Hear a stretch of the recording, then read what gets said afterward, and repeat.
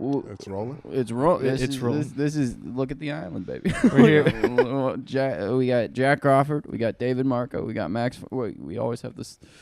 This is. Yeah. We start slow, and boy, do we get hot. Wait Yeah. till minute 12, dude. I just want to say, I want to kick this off with this is our first guest with a Wikipedia page. Yeah, that's dude. what I noticed today. That's our first guest. Also, our first father. Yeah. Our first. Wow. Our first native of the UK. Yeah. Which I fought against for a long time. Yeah, dude. Well, I was gonna add, and not our first comic. That's the only. Not our first comic. I was gonna ask though, as someone that's from like the UK, do you, and it's someone that spent so much time in the States, what humor do you prefer? I feel like they have such, like, I feel like British humor is so much drier. Yes. Do you enjoy that? Like, Yes. do you? Okay. Yeah. Do you identify more with that, you think, or more with you enjoy you like the dry stuff? Yes. Yeah. I think I identify more with the British humor. To me, it comes across as slightly kind of wittier, Sure. than It is stereotypical American. American humor. I've always thought that, I came over to the country when I was 16, so I've been here for like 20 years now. And even when I first came over to the country, I remember thinking that in high school, like how it's like in England, it's just much more wit.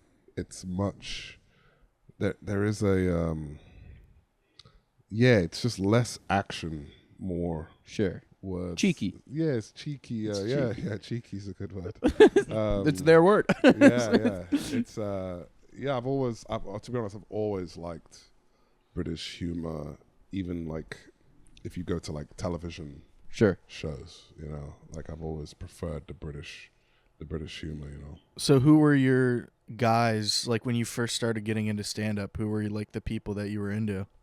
Oh man, that's interesting. I guess when I first getting into stand-up, I mean, I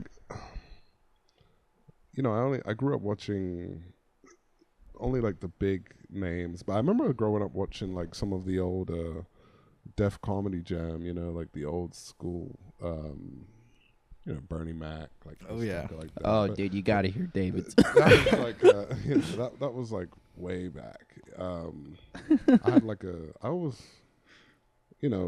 went through periods where like I would get into stand up here and there. I honestly liked Ricky Gervais a lot when I was like, his special came out. I always used to love his sarcasm, so to speak. That's so British too, dude. The sarcasm. The sarcasm is. Yeah, that to me is my preferred, form of humor. Sure. Sarcasm. I think it's smarter a lot of the time. Like you have to know that this is clearly is a bit. Yes. Like you have to be. You can't take this if you're if you're taking it seriously, it's mean. Yeah. if you're not smart enough to know that this is a joke, then you're being like.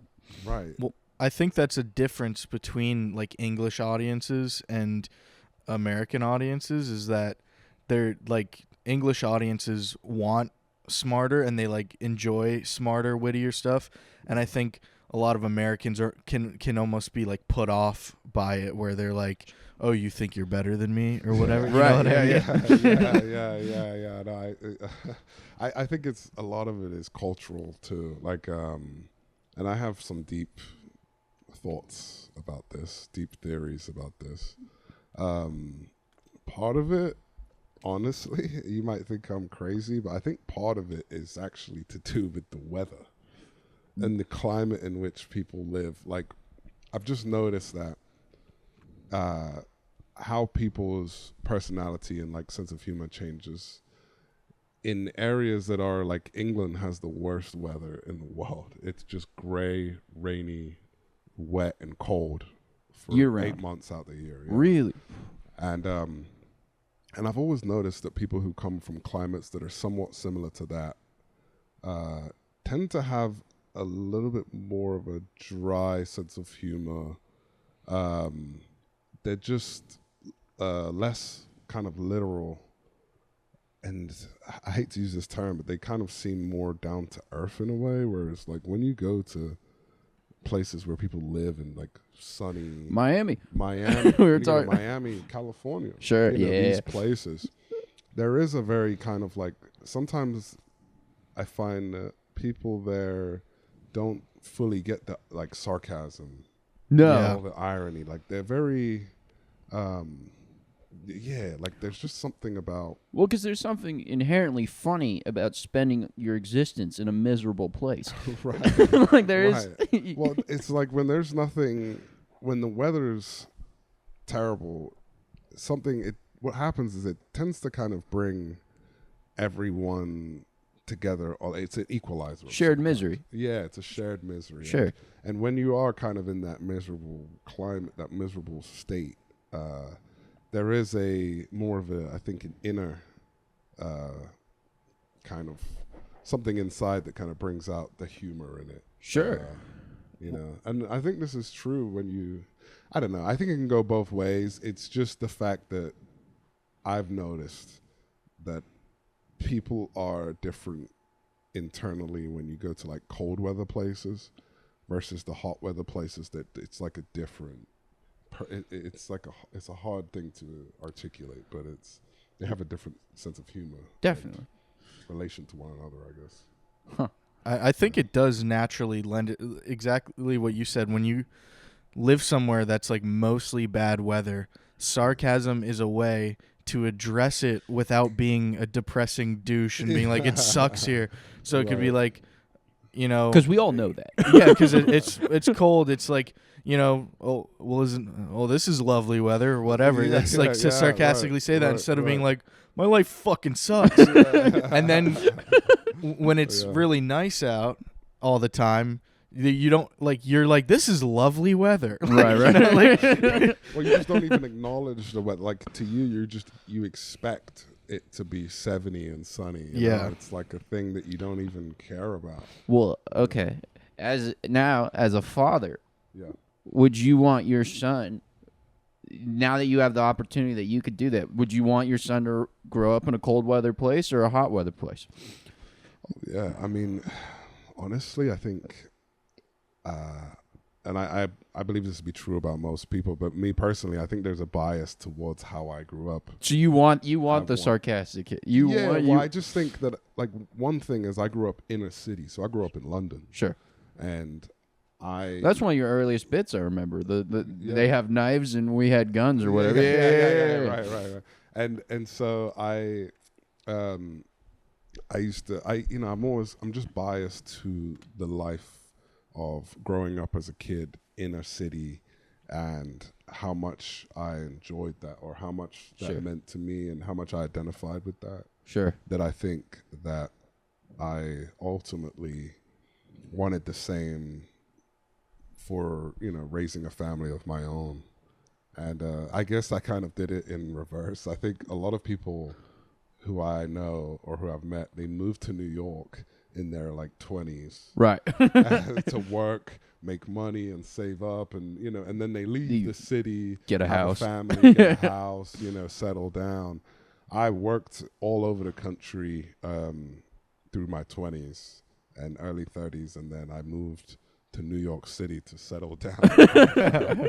It's pretty financially, it's probably the worst decision you can make. But yeah. So if we could talk about that, so like because you grew up in London, and then you moved to the U.S. How do you start playing football? So I came over here originally for basketball.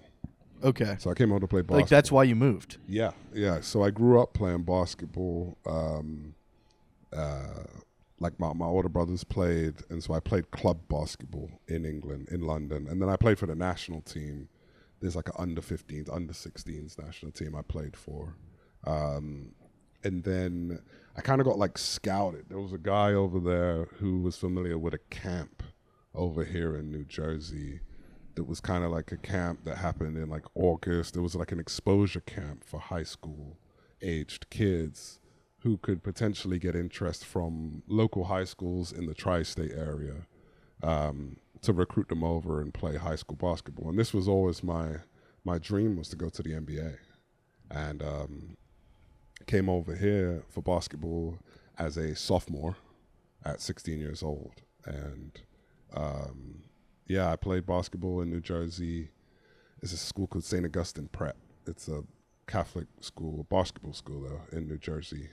And man, like coming to America, like I was good at a certain level, but even like in AAU basketball, high school basketball, once you get to like some of these schools in North Jersey, like I think we played against like Tyreek Hill, and like I just saw like another level sure. of basketball to where like my dreams kind of got crushed seeing how good some of these players were. And so my introduction to football came, I kind of remember it. It was like, I I was living with my host family in New Jersey. And I think it was the Texas USC Rose Bowl, I think. Or maybe Vince Young? Vince Young. Yeah. That was on TV. And the father in my host family was explaining the rules of American football to me. And I kind of just became interested in the level of the spectacle of American football, just how big it was and how serious Americans took it, the glory of it. I mean, it all drew me in to where I was like, you know, maybe because I saw the seasons didn't conflict in my mind. I was like, maybe I could go out for the football team and maybe I would enjoy it. And so that was kind of the first spark of inspiration for me to even consider playing American football. I didn't even consider anything playing it before then. But after kind of gaining a little bit of interest in it, I thought to myself, like, I could do this. Like, I wasn't afraid of the physical aspect. And to be honest, I always was kind of a kid who just really chased the glory. Sure. Like, basketball didn't actually mean as much as I thought it meant to me. It was more about that glory of, like, winning and, being the man. And Duncan. Yeah, like, that's what kind of drew me in. So and the transition was fairly easy.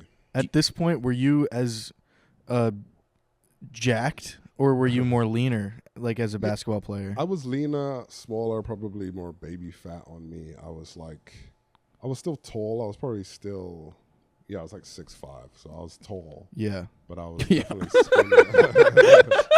Got it. You were like, dude, I was thinking of all these things. You were like, 16, I was 6'5", so I was tall. I was like, yep. Yeah. For sure. Yep, that's tall. So that's, I was big. I kind of had broad shoulders, but I was probably built more for football, to be honest. I wasn't like super stringy. Like a typical basketball player. Do you think that's one of the things that drew you to stand up though as well? Is that glory aspect of it? 100%. Yeah. Man. Like I knew, when I was coming to the end of my career, I think it was like, I was in like year 9 or something in my career, and me and my wife, we would go to dinner and stuff, but like we weren't going out. We weren't the type to go to like a bar or like a club or something after dinner. Like, so we would just go to dinner, going home, and then I was living in Atlanta, and there was a comedy club up the road from where we lived. It's called the Punchline. Okay.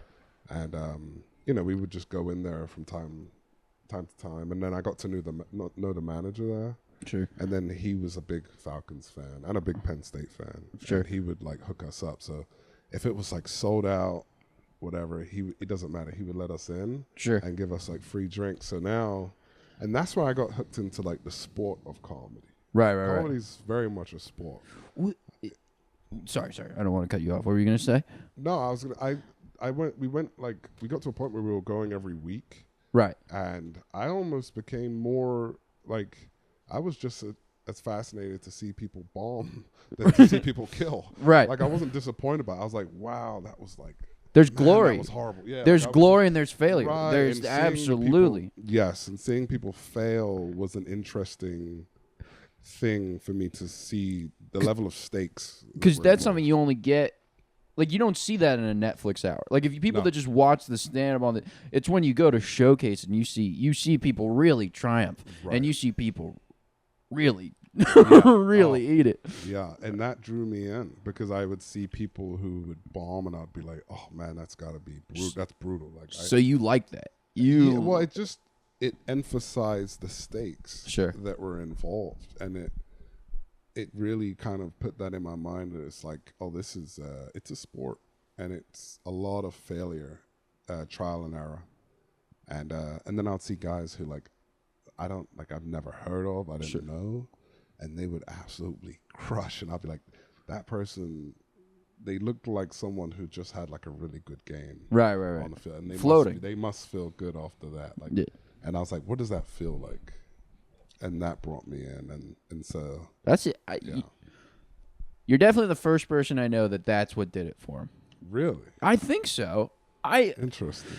I don't know about. I mean, would you say so, Dave? I certainly the glory aspect, but more. I guess I was so much more. I was really interested in it as like a little kid, and I don't think it was like It was definitely the. It wasn't the. I was not looking forward to the fact that you could bomb. But I was the idea like as a little kid I would do it on a talent. I did it at a talent show, and I remember just the next day, kids coming up to me and talking to me about it, and like saying my jokes and like just knowing like like that. What I mean, I was 9, so I didn't know what glory meant, but it was that like that's what that was. This idea that you made an impression. This idea that you won you did something. Yeah. I think if I had bombed horribly, I would have never done it. No, it's and then you're hooked. Yeah, I mean that, I guess sometimes it does make me question, is it really stand up that I love? You just love winning. Just that glory. Yeah, you love glory of it, of like winning and crushing and a good performance and feeling. Because there's so many things that correlate between playing football and doing stand-up. There's being present. Sure. That presence. You can't think about what you're going to eat later while you're on stage. You can't. And then there's also that instant feedback. Oh yeah. Which like to me that's truly is like it feels like almost like a gift from God to be able to work and do something where you get instant feedback. As opposed to doing some project for your boss, and then a week later they're telling you, oh, no, this isn't good enough, or like even 5 hours later telling them that's not good enough, and then you need to do this better and do that. It's like right now we just get pure, objective, instant feedback. It's, objective meaning did they laugh or did they not laugh? Yeah. That's it. It's pure. It doesn't matter your experience. It doesn't matter if you're, male, female, black, white, whatever. It's just did they laugh? Or did they not? Yeah. To me, that is it's a great equalizer. It's an equalizer for sure. Yeah. If we could go back, because I'm just so curious. Because like it's so crazy to me to think about you being so like 16, 17, didn't even know the rules of football, right? And then deciding to play, and then like how soon into it did you like realize like this you could like take it as far as you did?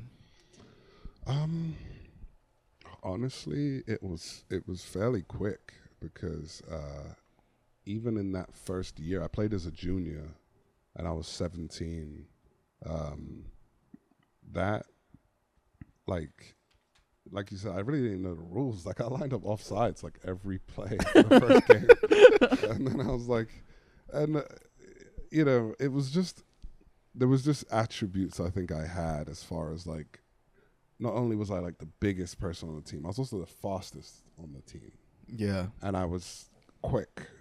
And so it was just the coaches trying to teach me on the fly. But when they would teach me something, it would work. And so I had that like constant positive feedback. And I mean, I hated football at first. Really? Honestly. Yeah, honestly, because it was you play in the wintertime and it was cold, and I was like, I just want to be inside. Yeah. So, which it's not very English of you. Yeah, right. No, it was I don't know. I just didn't.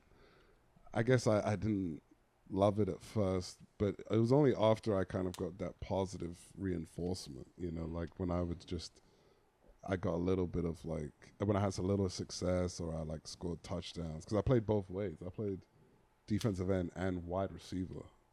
So, Well, that's how you know the guy's the most athletic on the field. If they're in the wide receiver in the same game. I mean, it was wide receiver.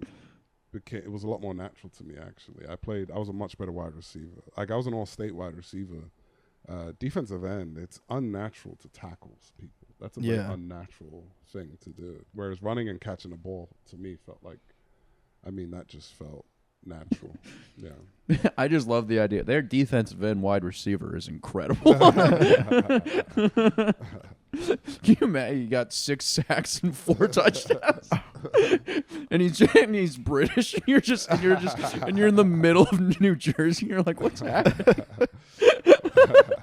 Just in some kids like, and I got an algebra test tomorrow. Well, I'd had like, it's funny. I had like a few schools because I had for basketball, man. I had like no offers, man. I had like maybe one offer.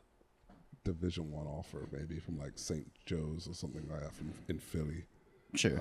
In football, I had like Ohio State, Penn State, Michigan, Miami, like just big time schools. Tennessee, like all the Big East, all the Big Ten, some SEC schools and stuff. Like, dude, how was it being like 18 and being wooed? Was that like a crazy like how did it feel to be, like, to have, I don't know, to have places like that be like, come here, please? Yeah.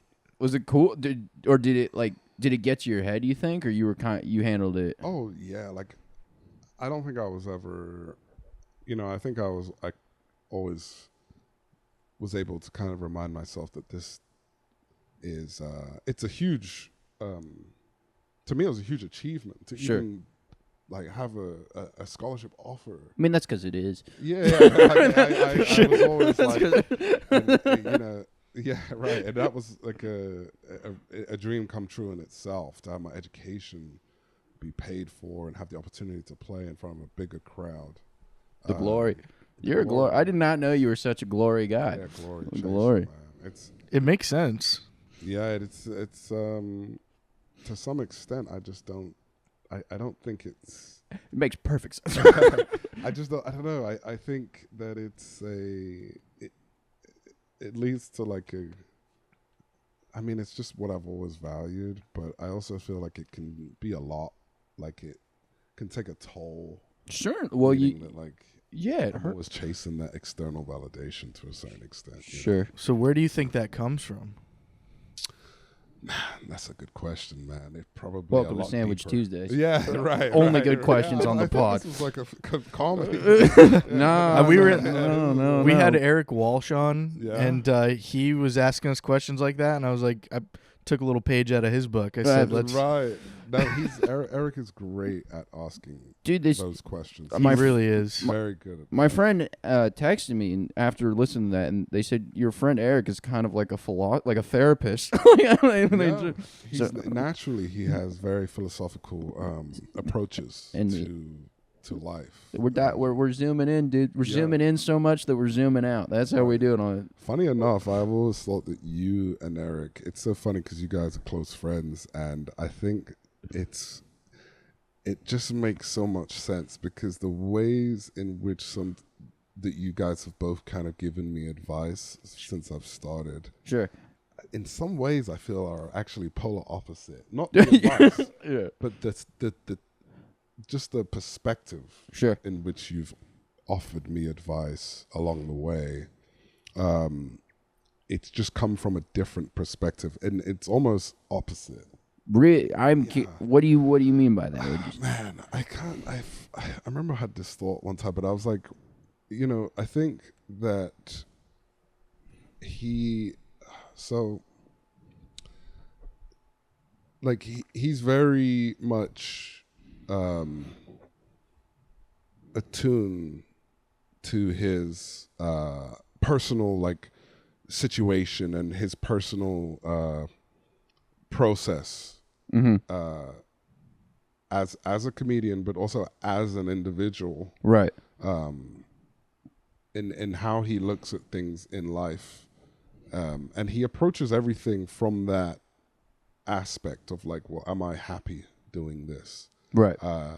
If I'm not happy, then I'm not going to do it because it doesn't bring me any joy. And so very much it seems as though his motivation comes from, well, is this serving my happiness as a human being? And to me, that's a foreign Sure. approach, whereas I'm always in this like, how do I become the best comedian I could possibly be? How do I become the best NFL player Right. that I can possibly be? Right. So I'm kind of looking at myself from a third person perspective. Sure. And I think you have that similar approach of like, you're very aware of, just the other day you said the fun in stand-up isn't telling the joke, it's coming up with the joke. Yes. Which, if you're not a comedian, it might not understand it, but as a comedian, you understand that, it's when you've told a joke so many times, it loses its satisfaction of saying Yes. on stage, because all you want to do is come up with something new and have people laugh at it and say, that was, Yeah. I thought of that and I am still funny, is kind of what you're Dude. It's saying. I just think that the way in which you guys analyze stand-up itself it's different. No, and and I think that's why I appreciate him so. I do want to be more. Does this make me happy? Right. Why am I? I mean, we had a great talk with Dick, and he was talking about on this thing about how he just writes. And he's like, "What's making me laugh? Like, what is making me happy?" And that is certainly not how I operate.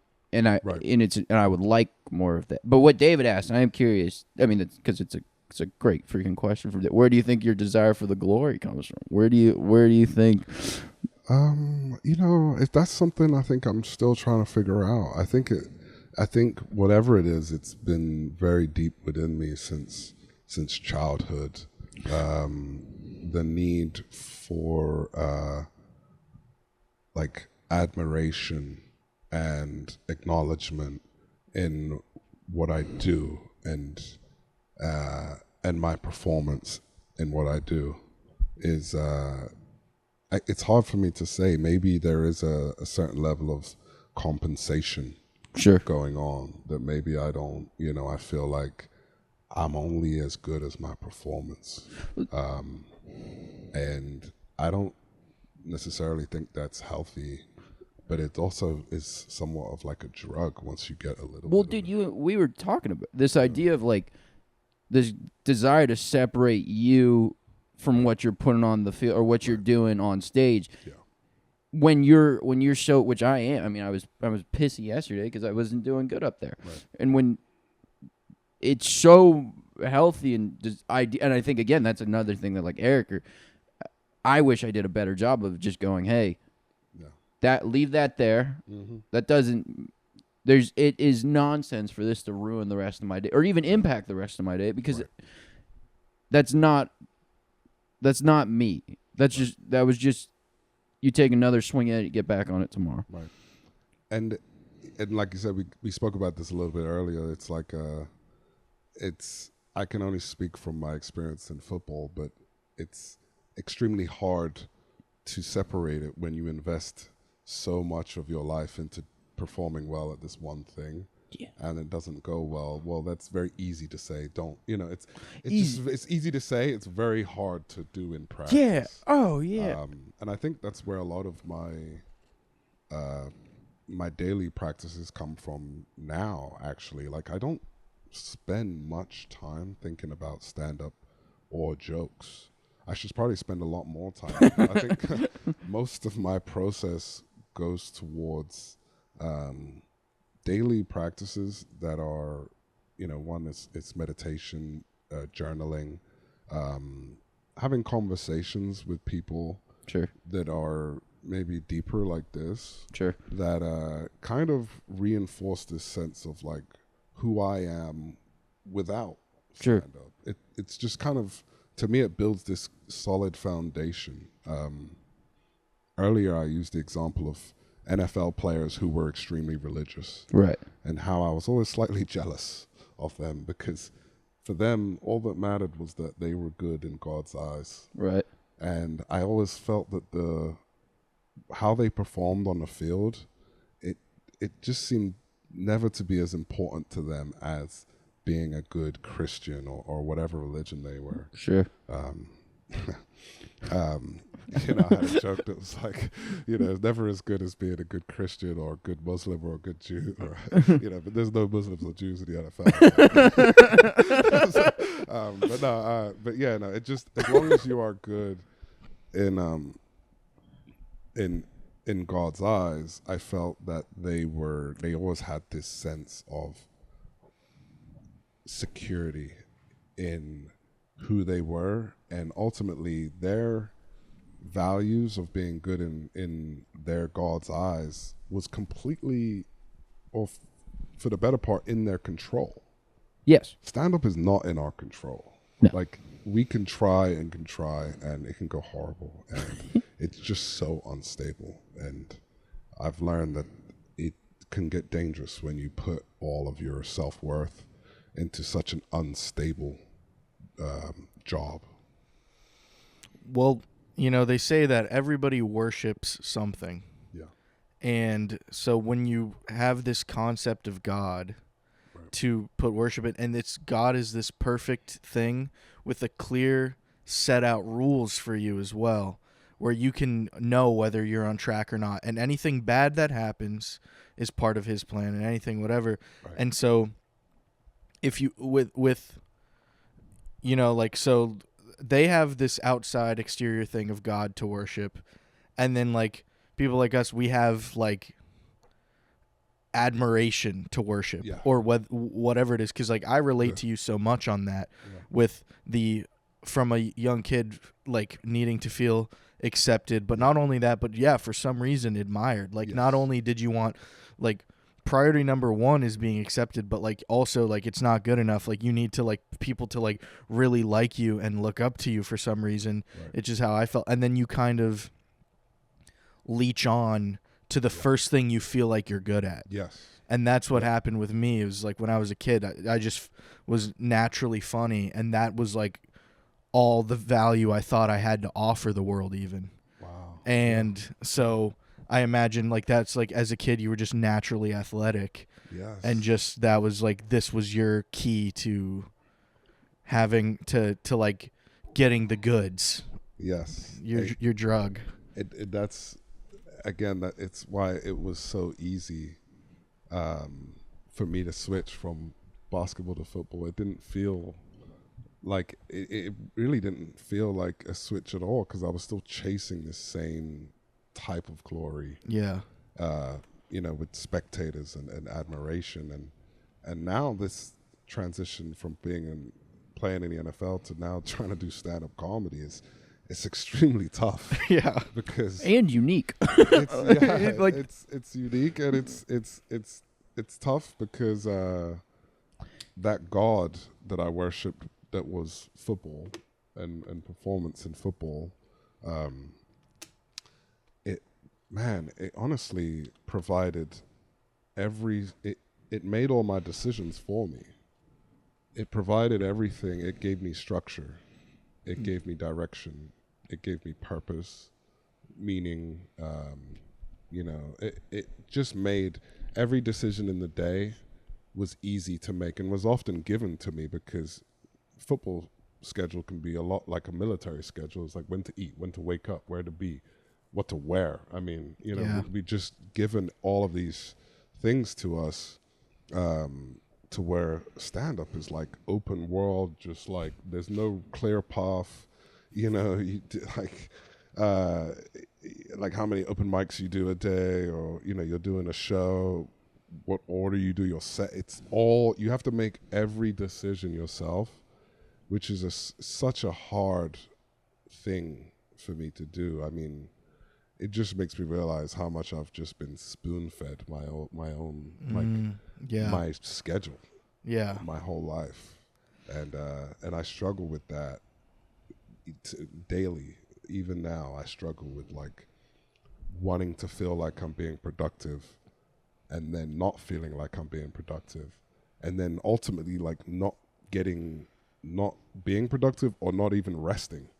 Right. It's Yeah. like I'm gonna have a low level of anxiety all the time, feeling like I should be doing something else. Just a hum. Yeah, just a hum. It's just a back like a Yeah. nice little, white noise hum of anxiety sitting there.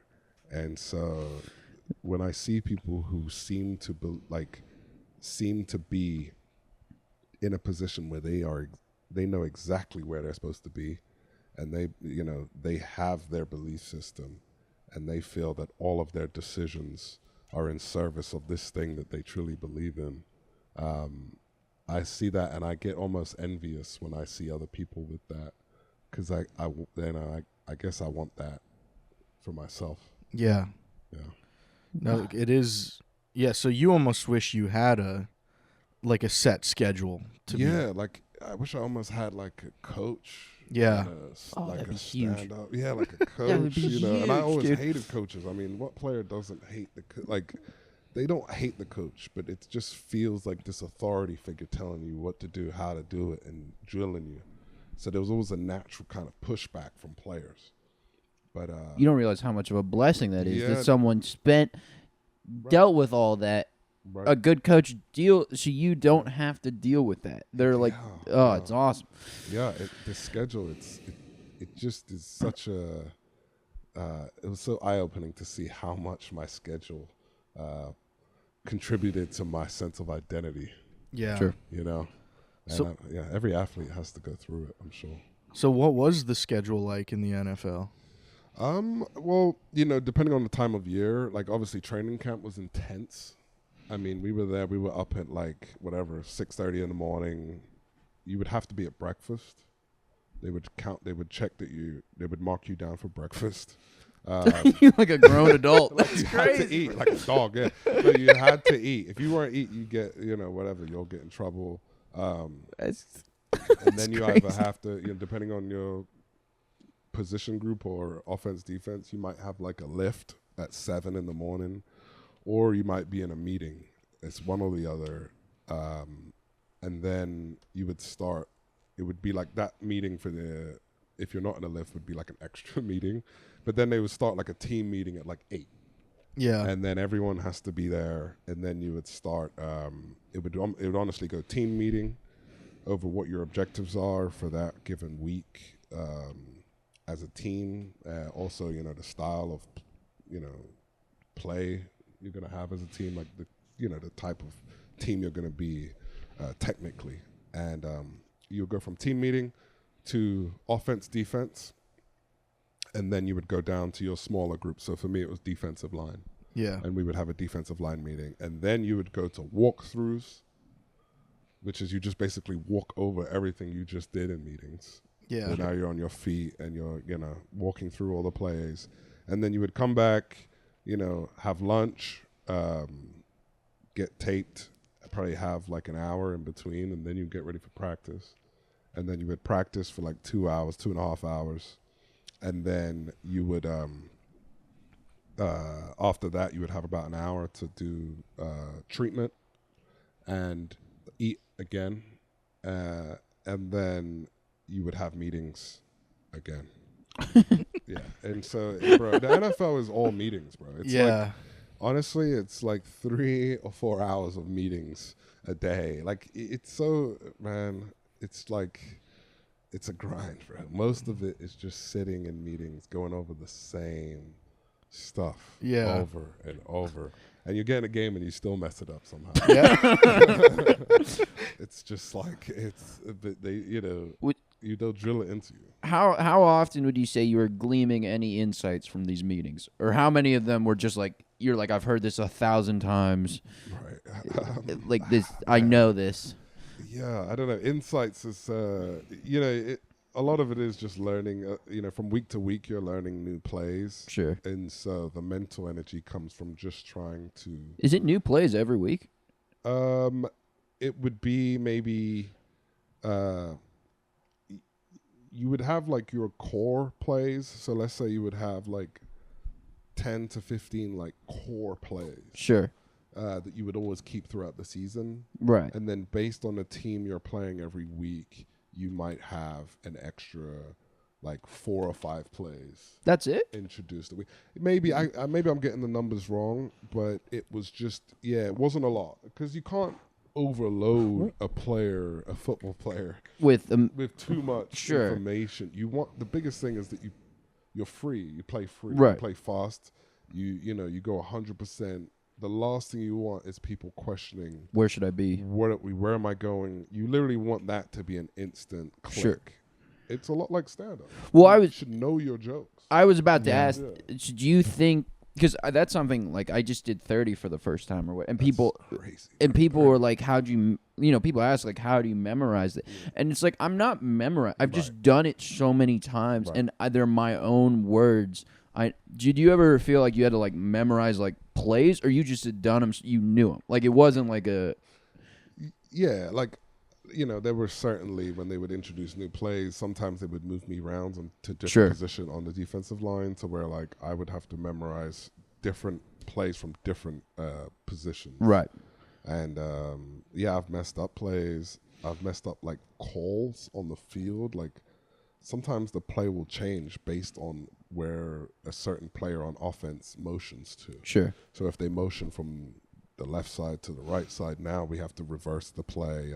And I also have to be alert for the linebackers who would call it because our hand's in the ground. Right. And so I can't always see who moves sure. on offense. And so now I have to be alert for if the linebackers call and switch or make calls. Can you hear them?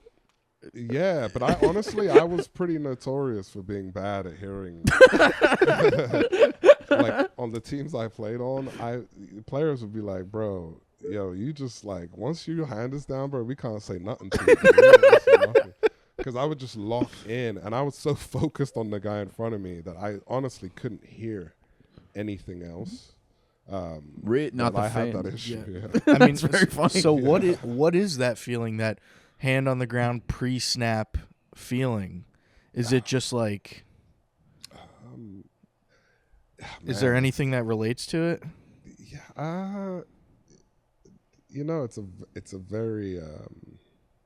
it's hard because, again, I think because you're so present in that moment, I always, as I got older and more experienced, not only was I better at just memorizing plays, but I was also better at reading, not giving away where I was going on the field, and then also reading where the offensive lineman was going. So I would just stare at the person across from me just to look at their eyes. That's terrifying. Yeah, I would look at their eyes because a lot of the time, if they weren't as experienced as of an offensive lineman I was going against, they would tend to kind of give away where they might be going with their eyes. Yeah. And then it kind of becomes a chess match where, like, I don't necessarily want to give away that I know where they're going, so I would act normal. Mm-hmm. It's like a poker game, I would act as though I'm just lining up in my typical spot, but I know that they're going to the left. Right. And so I don't want to give away that I know that they're going there, so I would hide it, and then I would pounce. As soon as that ball snapped, you're just in a moment of being purely locked in to that snap of the ball. Sure. And a lot of it is a feeling. Right. You should really almost be... It's timing. Timing, yes. But there's a weird leap of faith that goes into it, because if you're like trying to react, you're almost too late. You almost have to anticipate and run the risk of jumping offside because you get a feel for the cadence. And that's like stand-up. In a sense that, like, when people will say, like, commit to the bit. Right. And a lot of the time you see these guys in open mics who are like, oh, I just committed to a bit. But really they didn't commit to the bit. They're doing it half-heartedly. Right. Yeah. Because they feel awkward doing an act out. Yeah. Or going through with the punchline. That's not committing to the bit. They're No. just running through the motions. Right. You have to really commit, meaning that you have to believe that even though no one's buying in, you could tell no one's laughing or buying in, that they're gonna buy into that very last punchline. Exactly. That you're selling. Yeah. Exactly. And that is something that you can't slow down. You can't think about. You just have to go with it. The whole time. Yeah, I don't know if I've ever done that in stand up yet. I just imagine these things play out this way. Yeah. Dude, I was at an open mic 2 nights ago, and there's this guy, I've never seen him before, never seen him since, and he was doing this act, and he brought 4 hats, like 4 like I don't even know what you like old like 1920 like even like girls, like I don't know what you would call them, with like flowers, and he was doing 4 different voices and 4 different characters jumping around the stage, and every time he took off a hat he was a different character. It was insanity. Yeah. But I laughed more at him at more points than I did anyone else, Really? because one, the contrast of just how sad the room was Yeah. to just this guy, to really, and what it was, how sad the room was, and just seeing this guy that, despite all of that, in the face, committed jumping off the stage on his knees, doing doing it, and it wasn't. I didn't find the bit funny at all, but it is so funny. Yeah. To truly give it your all, Yeah. even in a situation where not only is it weird to give it your all, people don't want you to give it your all. Yeah. That's true. And it's, to be honest, it's the only way to really get reliable feedback, right? Like, that's all this game is just getting the best possible feedback you can get. And you're not going to get the best feedback if you're not going 100%. No, it's true. And so every rep should, essentially be 100%. That's how I looked at football. Like, if I don't go 100%, I don't know if this is going to work. Right. Yeah. But that's you're in football. It's far more. You'll get in trouble if you don't go 100%. Yes. In comedy, people get annoyed at you at an open mic if you're being a tryhard. Yeah. No, it's that's funny. That's a funny contrast. And I can't tell you how many guys, when I was older in the league, I used to get a lot of younger guys come up to me because I could see where their issue was. Like, they were overthinking. And I used to be a big overthinker when I was first in the league. And then I met this one coach when I went to Dallas. His name's Rod Marinelli. And honestly, if it wasn't for him, I don't know if I would have played as long as I was. I mean, he changed everything about, how I played, but honestly, how I look at life a little bit too, because all he said was, I just need you to get from A to B, from here to here, as fast and as low and as hard as you can, and I'll clean up the rest. He goes, I don't care if you end up out of position. I don't care if you're, if you get knocked over. And he basically took away that fear of failure or failing. Sure. In my approach, at least in practice, to the extent that he said he was going to take the blame if I didn't do well on that play. Right. But he taught me how to play at that speed, essentially. He goes, don't worry about your mistakes. Like, don't worry about being wrong. There's a saying they used to have in the NFL, like a few coaches have said it, that it's better to be wrong at 100% than to be right at 50. Which I think holds true for stand-up. Yeah. Make your mistakes at full speed. Yeah. Don't. That's cool. I like that. That's going on the wall. Yeah. I like that a lot. That's going to get me fired up for a while, dude. I've never heard that. It's a good one. I mean, so this is the only way I can relate to your story is It's through weird. stand-up. I've been on the same page the whole time. And this might be a really stupid question, but obviously one of like the most nerve-wracking moments of my life is before the first time I ever went on stage. Of course. And so I'm wondering what does that compare the first time you went on stage to like before your first game in the NFL? Oh, that's a great question. That's crazy. I mean, I think it's super similar. Yeah. Yeah, it's super similar in a way that, like, everything inside of you is... Were you comfortable there? I can move it back. crazy. It's weird. You kick the whole couch. Yeah, dude. I moved. It's like somehow He could have played. Yeah, it's weird how like I don't know. It's low key like you slightly just manhandled me. For the listeners at home, I Yeah. tried to adjust and I moved the entire couch that Jack was sitting on. Yeah. I've never been moved like that. That brings you back to. Yeah. You didn't know where his eyes were looking. That's fine. So, no, yeah, it's very similar, and I got so nervous, man. I used to get like almost a panic attack before going on the field because I felt so inexperienced and almost had that imposter syndrome. Yeah. And I carry that with me into stand up. I don't know if it's good or bad. I think it's kind of just who I am in a way. But I get super nervous before going on stage.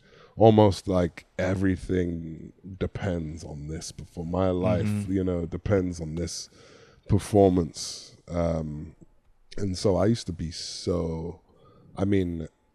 my first play in high school, my first games in high school, my first games in college, and the NFL, it was like I was so bad. Like I would get so caught up in the just in how much I kind of the anxiety and how much I made it I thought it kind of meant to me that I would overthink, and I was like, I remember getting like body slammed my first play in college, and then in the NFL I was getting blocked, and I was just overthinking because I was trying to be perfect. And I always had moments from like college and the NFL where it was like what are you doing out there? Like in practice, you've done this 100 times. Like Right. you did this well in practice. It goes, how come? What happens to you in the game? And that was always like a mark of, for me, like a mark of shame, because it's like those guys who kill at open mics but they're horrible on shows. You don't want to be that guy. No. You don't want to be the guy who's a practice All-American. Right. Yeah. But he gets in a game and you get, pancaked back-to-back plays. That's it's much cooler, I guess, to be the guy, which I don't agree with this, but it seems it's much cooler to be the guy who doesn't try at all, who just bullshits in practice and at the open mics, and then goes into a show and absolutely kills it, goes into a game and just kills it. And you're like, oh, this guy's just naturally talented, Yeah. So, but I was always the opposite, man. I was a try-hard, and I just would keep trying, and I think ultimately it was my effort that made up for all the early mistakes. I was always a big effort guy. I was a big effort guy. Yeah. I think it's funny because it is true that it seems like I don't know what it is about just natural ability that like is like we're so drawn to, when it is at the end, when you think about it, way cooler to have worked so hard to get where you are than instead of just like, it's like being born rich versus, whatever working for where you got, which it's like, we don't think it's cool to be born rich, but we think it's cool to have this natural ability. That's who they make movies about. That's a great, yeah. That's who the people that work there. It's cool. And that's a great analogy of being born rich. I think, and even now, I mean, as I get older and I see, let's say I look up to like certain stand-up comedians, like now I look at it as, man, I'm way more interested, and I have so much more respect for the people who started and they were bombing hard, and they were horrible, and everyone would thought that they would, and then they just outworked everybody else, and then they became, a big name or popular or whatever, successful by just outworking people. Like I just get so much, it inspires me so much more to read that story, to watch that unfold. I mean, what do you guys think about that? Like, as far as stand-up comedians, I don't even know. We were talking about Louis, right? Yeah. And how he's, I guess, bombed a lot, but then he still bombs. Yeah. And just knowing how big of a name he is, but he still bombs. Because that's how you find funny. That's how, certainly that's how he finds funny. Right. Well, But it's even beyond funny because like there's at a certain point in your career, like you know what can be funny, but it's like that's how he finds greatness, Right. Yeah. is in the things where he's like trying these really out there Yeah. ideas that like it takes a lot of feedback to learn how to communicate them properly, Right. and so you're gonna bomb because of that, and he's not afraid for those Yeah. however many people to go, oh, Louis C.K. sucks now, because most people don't know how it works. Right. Right. So they think that what they saw you that night, that's what you are. Right. And so a lot of big comedians, I feel like, are afraid of that. Like once they have a reputation, Yeah. they want to keep it, and they don't want people to think they suck. And Louis just so okay with like, Yeah. But not even big name me. I don't want those people in the room to think I suck. Right. Nobody Yeah. wants that feel. Like even Right. because that's not like that's reserved just for if they see David Marco and you're trying to find that greatness, they're gonna leave that going David Marco kind of stinks Yeah. or Yep. but that's how you get it. But Yeah. that is really like you and I were all this idea that you can keep that up on the stage and then leave and not be mad at yourself and not have that ruin your and Right. go, no, I was on the quest for something. That doesn't mean I suck today. That doesn't mean Yes. Yes. that's a hard. I mean, it's incredibly impressive to have that with the status that he does, Right. but even with no status, that's hard. That's hard to have that room full of people think Yeah. he ain't good. I went Yeah. to so like it was probably, I don't know, maybe like 5-6 months ago now, but I went to the Cellar, right? I went to Comedy Cellar with a couple friends. Sure.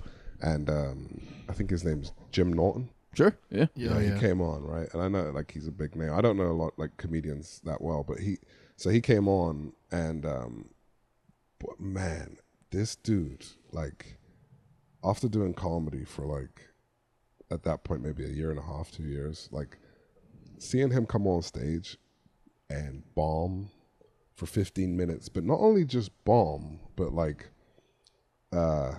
he didn't cope, like he didn't use any copes, like he didn't say, oh fuck you guys, this funny, or like he didn't do any of that. Right. He didn't bail, he didn't use any kind of bailout. He just sat there and ate it Yeah.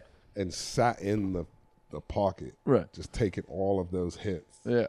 all of that silence on stage. It was such a weird thing to kind of watch someone bomb and then have a greater respect for that person. yeah. Yeah. Like I was like, man, this guy is He's really doing it. untouchable. Yeah, yeah. He's just like made of steel. Well, because I couldn't endure that. because if you can do that, you're like you've conquered this. Yes. You have conquered. I've yet to. I don't know. I mean, I don't think any of us have taken.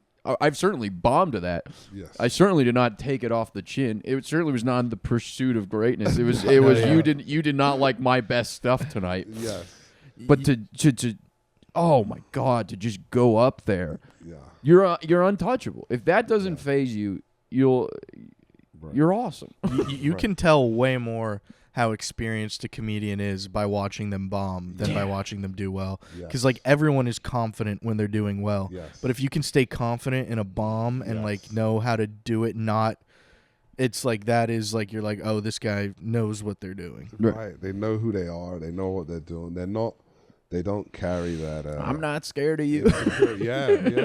Actually, that is that Bernie Mac. Like, Dude, Bernard McDonald over Oh, here. that's yeah. I have an idea for a character that's white Bernie Mac, That's where he great. comes out and he's like, I am actually scared of you. He's like, hit it, and he's like dancing. Bernard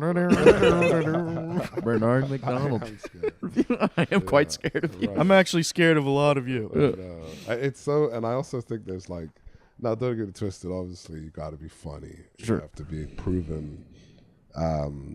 Man, I also think there's like, and I don't think I've done it yet, and I don't judge comedians who do it or who I've seen done it, but like when people kind of have like a semi meltdown on stage, and they and they'll be like, I don't give a. They say how much they don't give a fuck Yeah. about the audience's reaction when they're yelling it, screaming it into a microphone. It's like the perfect irony. Like it's like They clearly give up. yeah, clearly you care. Then the audience has won. Yeah. And after that, you can't win them back. You've Yeah. just shown your true colors. It's Well, what you just said there is what you described in like a Jim Norton bomb or a Louis bomb. They bomb, but the audience is not won. no. That's the yeah. difference. When you Right. bomb, but the audience didn't win, Yes. then you've bombed successfully. Yes. You were Yes. not dominated. Yes. You did not lose. I agree. You didn't get laughter, Right. but you did not lose. Yes. You were, and that Yeah. I feel most of the time when I bomb, I got dominated. Oh my God. No. I mean, I've because I've done so many things to where I've slightly felt ashamed of things Yeah. because I've had an idea of I'm gonna go in, I'm just gonna riff up top, I'm just gonna riff, Right. and then I'll see the comedian before me start warming up, heating up, and I'm like, I can't risk. I wanna get a laugh. I'm gonna do my joke that's proven, that works every time. And I've done it, and then that's bombed. So I've called an audible and bailed out of doing something new that I wanted to do. Yeah. And then just bombed in some old stuff. Yeah. And it's just a weird feeling of now feeling less confident in my old jokes, but also feeling like I, kind of bailed out and I essentially pussied out of Yeah. doing something that I really felt that I should have done and had in control. And I was in control of. All the while, there's 30 people staring at you, and you're on stage with a microphone. This is all going on in your head, right, and you have to keep talking and making them laugh. It's all the while you're like, I suck, I'm losing. What am I doing? And then you're like, anyway, yeah, I used to play in the. And you're just recalculating as you're talking, trying to figure out what to do. Oh my god. So when I first started stand up, I first did an open mic. It took me a long time to build up the confidence to even do a mic. Actually, the way I built up confidence was by going to an open mic and just watching. And I just saw how bad some of the jokes were. And I was like, listen, this person, he didn't even have a punchline in 5 minutes. I was like, if they could do that, then I have no excuse. Right. I have to be able to do this. So, but that's how I built the confidence. But when I first started, I didn't want to say that I played in the NFL. So for the first 6 months, I didn't actually mention the NFL at all. Sure. Because I didn't want it to be a crutch. Right. I didn't want to be known as the NFL guy. Right. And that to be all of my jokes, and it just felt like that would be hacky to a certain extent. And then after 6 months, it was I started to get to know comedians a little bit more, and they would, I'll tell them that I played and all of this, and they're like, bro, you have to talk about this. It got to a point where I had to talk about it. It's been the last, if you include college, the last 15 years of my life. To not talk about it is to do just observational jokes. Yeah. With the biggest guy you've ever seen. This guy, as soon as I get on stage, people at first are like, okay, this guy's huge. Right. Yeah. Why are you so big? And then it's you have an English accent or a slight English accent. So what is that about? Right. And and so there was such a missing part of who I was in my act, so to speak, that it just became a point where I couldn't make a joke anymore. It was I had there was nothing personal in my stand up. And I just found it extremely hard to just talk about, observational, whatever. Just Well, there's this things. elephant in the room that no one's addressing. Right. Yeah. And it was people were kind of looking at me kind of questioning who please just explain something.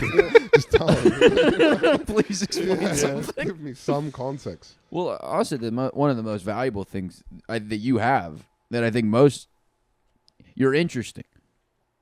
Thank you. And we talked about this once on the it's funny's great. It has to be funny. Yeah. But telling people things that are already funny, like Spirit Airlines. That's what's hack, is saying something that's funny and you're just resharing that it's funny. Yeah. When you make something that's interesting, funny, then you have an act. Then you have something that people will gravitate toward. Oh, only Jack can do that because Jack has that experience, and or only David can talk about that because David has this experience and this backstory, or vice, whatever it may be. Yeah. It has to be funny. Yeah. But I think if I had any advice to any comic, it would be try to have what you think is sincerely interesting and try to make that funny. Don't talk about porn. We all know that the comments on Pornhub are funny. Yeah, right. Just because you read a particularly funny one is not an interesting. Right. That's anyone can do. You should not be doing anything anyone can do. Man, this is such a great topic to go into because lately I have been feeling that I'm almost like, don't get me wrong, stand up, you have to be funny. Right. That's the name of the game. But I almost prioritize being interesting just as much as being funny. Yes. I find that like maybe it is a thing of the times, but attention spans have gone down so much. Yes. And there's no place you'll get less attention than a New York open mic. You know what I mean? Yeah. So it's just being able to get someone to look up at an open mic. Huge. To me already feels like I'm working some muscle. Yes. That is crucial in this. Like I have to get your attention. I have to be able to grab your attention by force, so to speak. Yes. And the first time we met, we had a long conversation. Outside Eastville. I'll never forget. Outside Eastville. I'll never forget you said that you can teach funny. You can't teach interesting. Yeah. And you said you have an interesting story. Exactly. And I always took that to heart, thinking that because of my NFL background, my English background, being an exchange student coming over to the States, being mixed race, black, white kid coming in from London, like all of these things are together are unique in themselves. I mean, we didn't even talk about, but like just the idea that you were talking about, like moving, I can't imagine what it was like, even before moving across countries at 14 without any family. Like that in itself says a lot about you, but that's also so unique. And there, without a doubt, there is humor in that. There is like, and people would relate to those times where they felt incredibly uncomfortable, incredibly in a place that they don't know, in unfamiliar territory.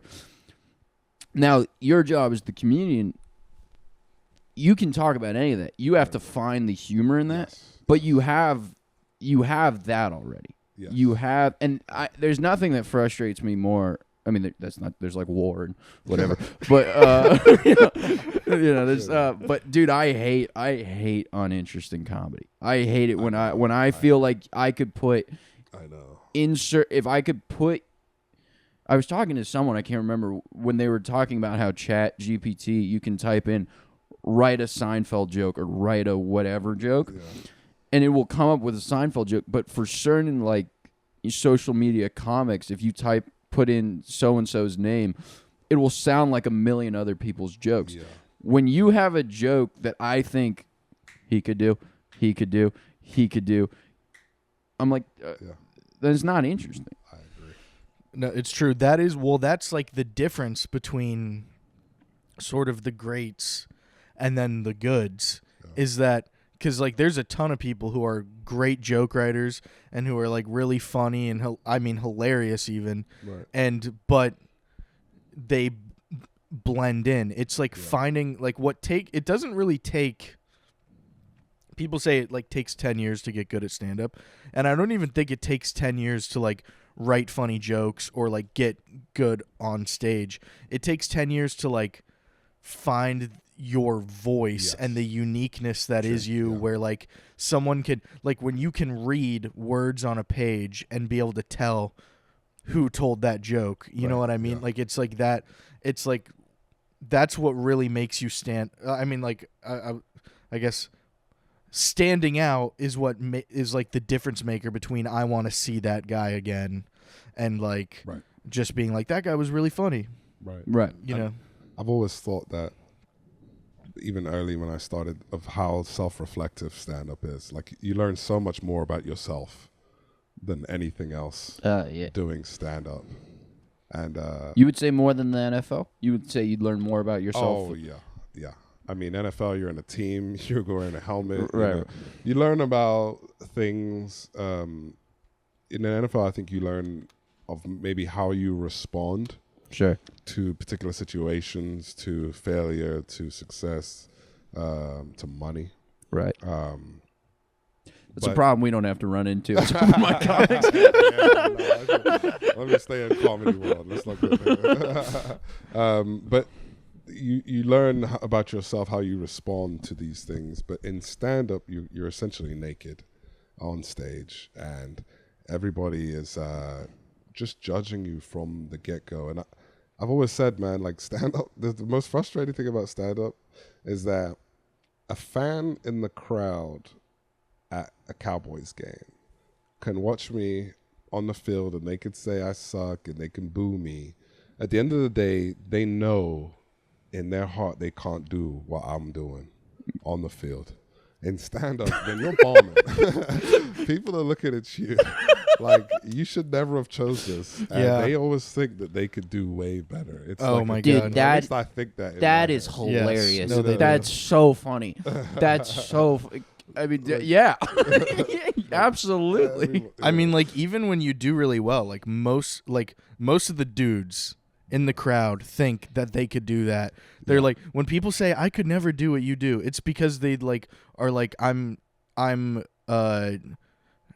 afraid of public speaking. Yes. It's not because they're like I'm not funny enough or Exactly. interesting enough to do that, because there's such a low barrier to entry with stand-up. I know. All you need to do is to be able to speak And have $5. and have Right. Yeah. That's it. And I mean, I would be lying if that wasn't part of what brought me in. It's like watching other people bomb at shows, thinking like, oh man, I could do better than that. Like, at a real show, and then I get up on stage and I'm trying to, tell a joke, and it's just not funny. I mean, I bombed so much at the beginning, to where I was like, oh, okay, this is actually a real practice, and it takes a lot of reps. Dude, there's to nothing get good. when you're watching those guys and you're like, I can do better than that, and then you find out I couldn't. No, I can't. I can't. Do that. Yeah. And this is a real game. Like, Something back to what you were saying before about the interesting thing that I thought of is like,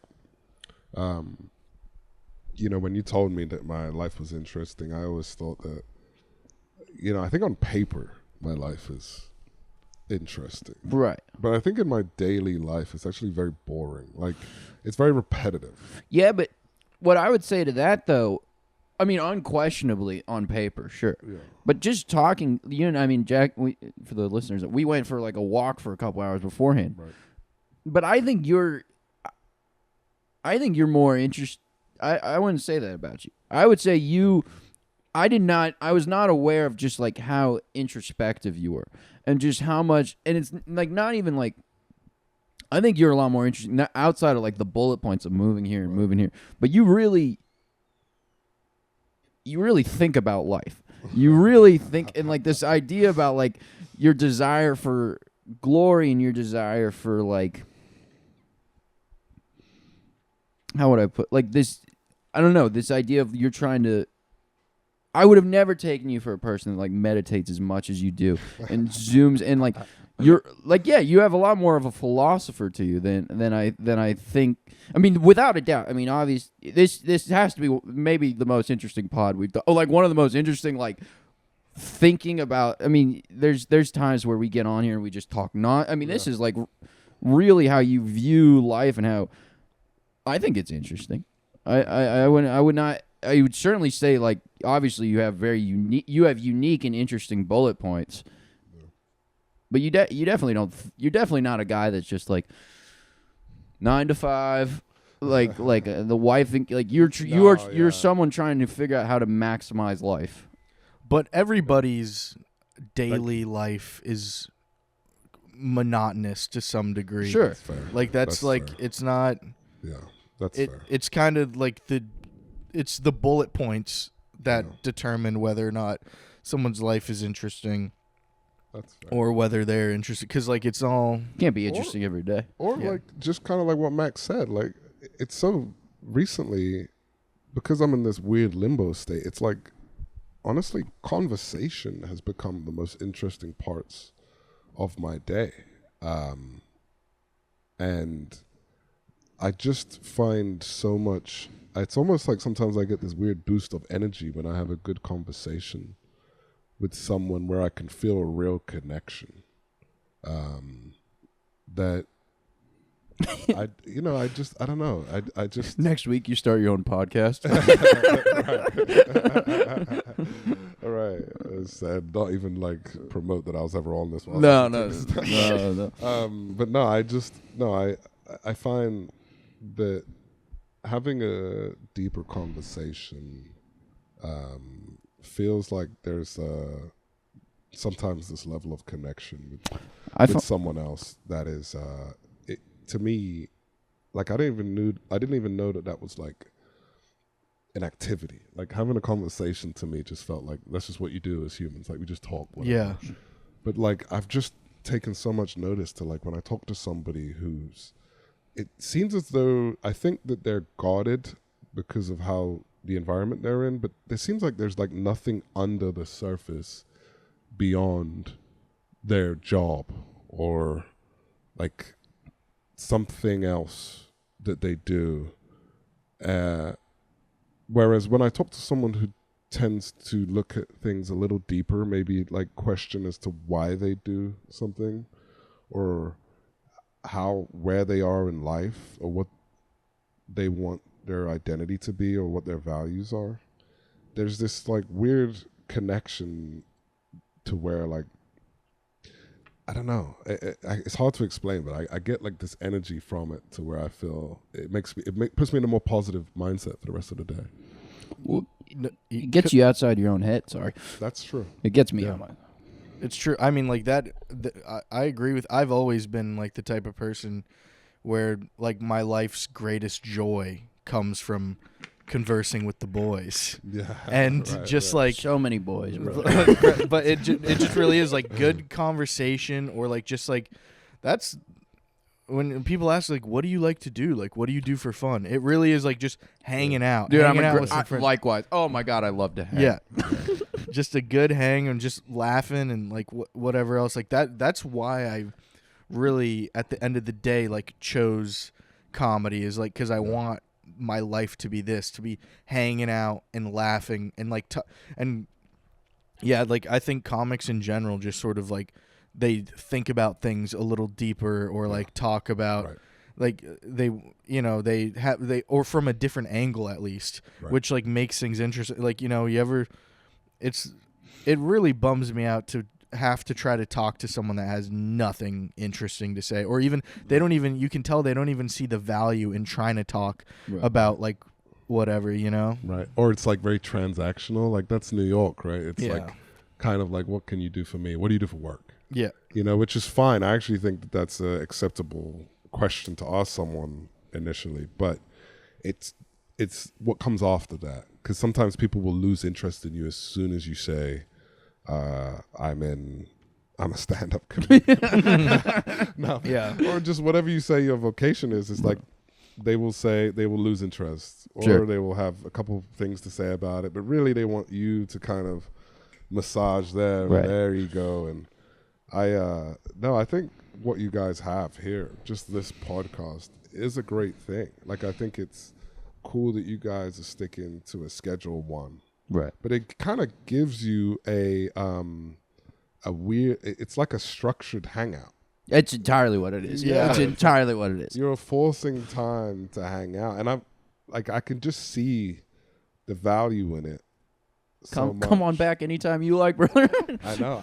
It's weird because I'm also so anti-podcast. Like, Likewise.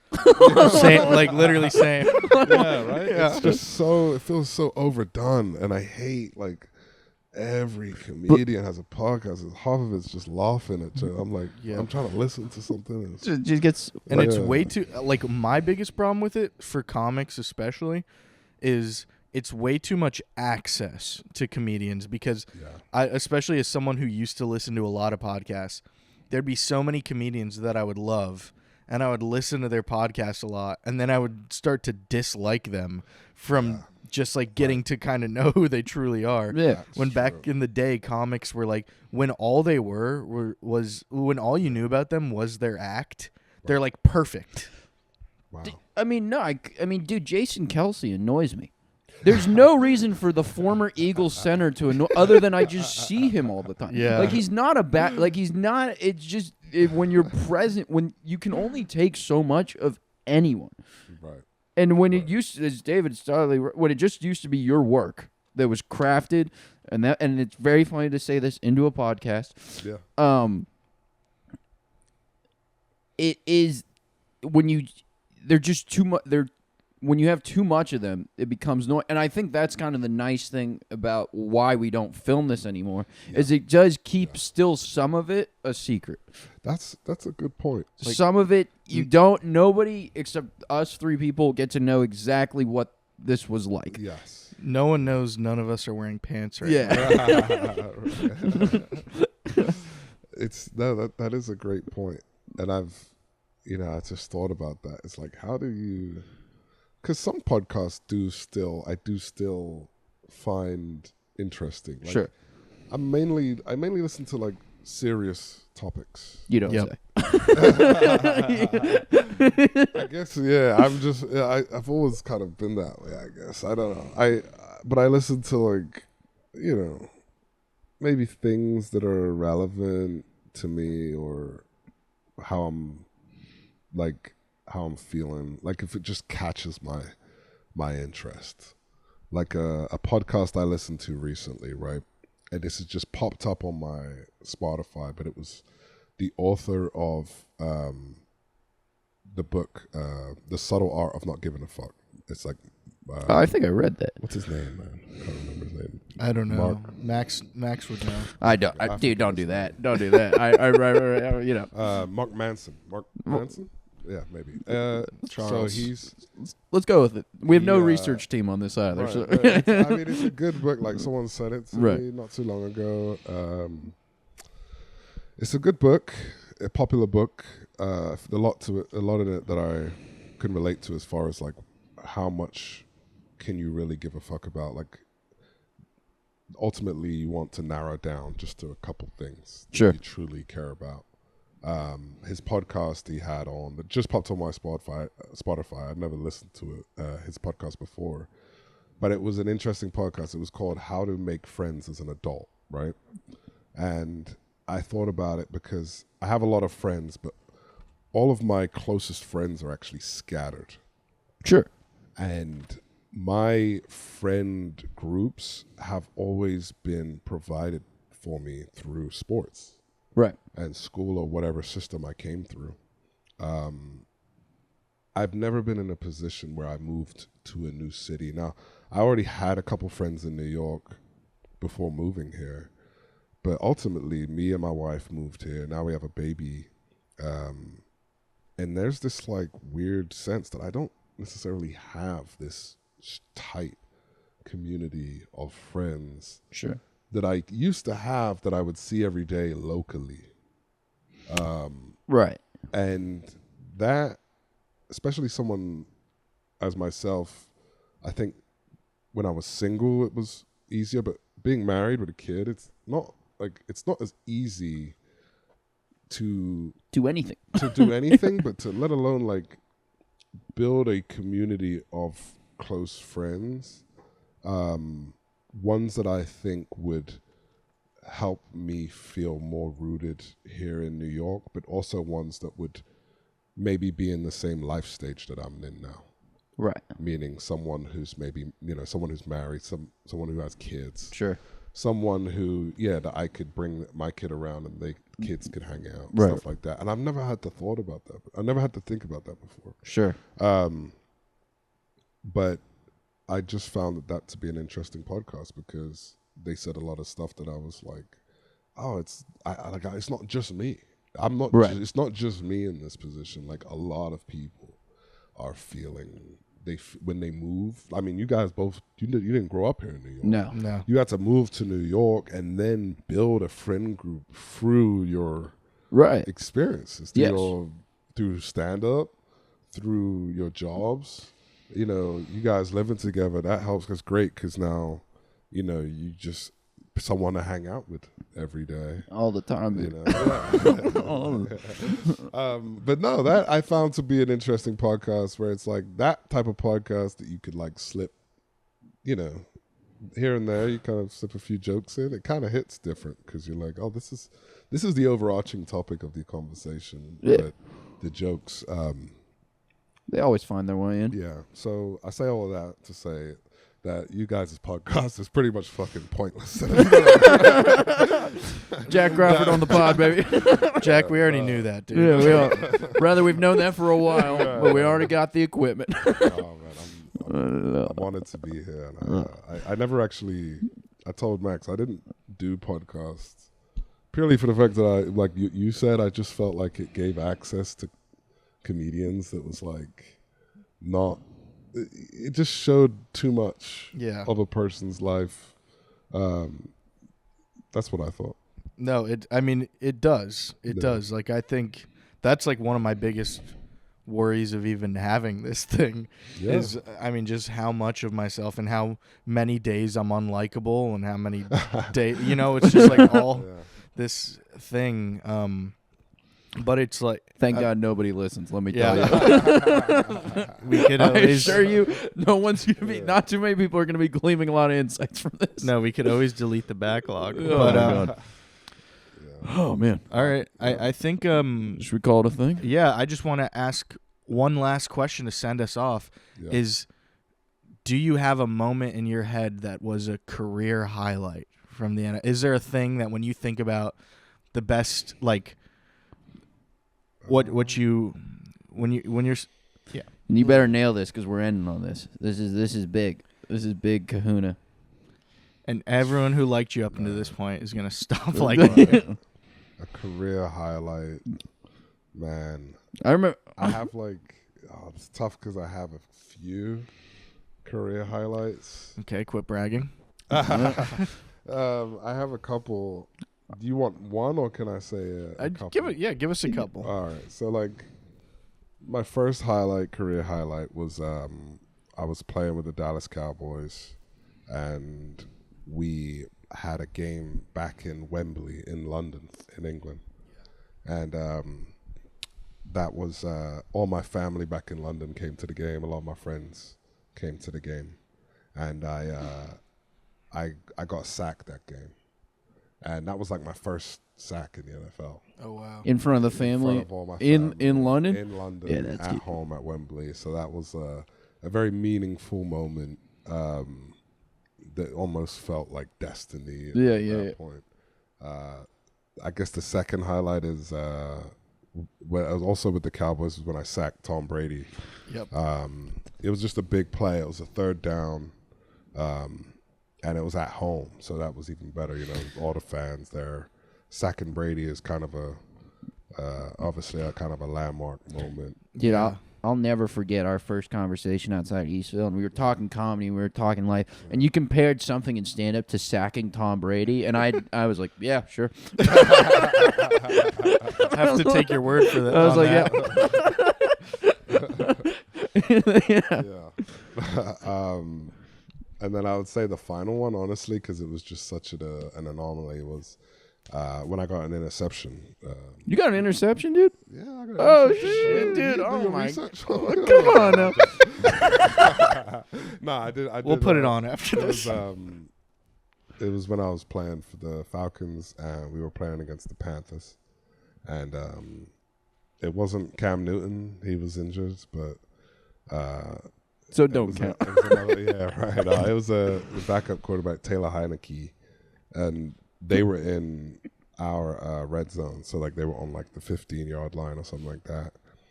And he peeled out, he bootlegged out, and then threw it to their receiver, and I was kind of running across out of nowhere. And then no one's ever expecting a D lineman to be almost into coverage. Yeah. And I intercepted it in the end zone. And, that was like it wasn't just one of those like pop-up, catch the ball type interceptions. Yeah. No, that's lame. It was like a real interception. So it was like, to me, that felt just like such a memorable moment. So why were you running like that? Honestly, it was weird because I sensed it was a bootleg. So because I sensed that the offensive line were going to block one way, but the quarterback was going to peel out the other way. You can just sense by the angle at which the offensive line run, because they're not allowed to cross the line of scrimmage. Yeah. So if they're running on a run play, they're going to run downhill. If it's a pass play, they're going to run sideways. If they run sideways, immediately as you get more experience, you know that this is not going to be, you can just feel it's not going to be a run. Yeah. So I span out of it and just started running the other way. But as I was running the way, I already saw another player running to the quarterback, so it was pointless to run towards the quarterback. Yeah. So I just started running back towards the receivers. Yeah. And just pretty much sideways and with a back angle towards the receivers. And it was a stupid throw on their part because there was already a player covering the receiver, but there's no way you would expect a defensive lineman to come across the field. And so the ball did get tipped barely, but like it was still like a spiral, and I just was anticipating it, and then I caught it. And then the quarterback tackled me like out of bounds. I didn't have a good grip on the ball because my fingers were taped. Yeah. But I was like, looking back, I wish I just hurdled the quarterback. If you see the highlight, or if you see, I have it on my Instagram page, but if you see it, then I would, it's not, I could have done more, man. I was, but I was never expecting to beat it. No, dude. Yeah. I think that makes it all like it's like on stage. Remember, like when you guys tell that joke? Yeah. Right. It's exactly like that. It's exactly like intercepting a ball in the red zone. It's exactly. No, all of a sudden, like hindsight, you're like, oh, I know what I should have done. Yes. Yeah. That should have done, right? That's I can't even have. the name of the game. I mean, I would freaking out, dude. I would freaking out. I was That's freaking out. No, yeah, I would have hurdled him, but yeah. Oh man. Yeah. all right, Jack, thanks for coming on, dude. Thank you for having me. Later. It's been a pleasure, man.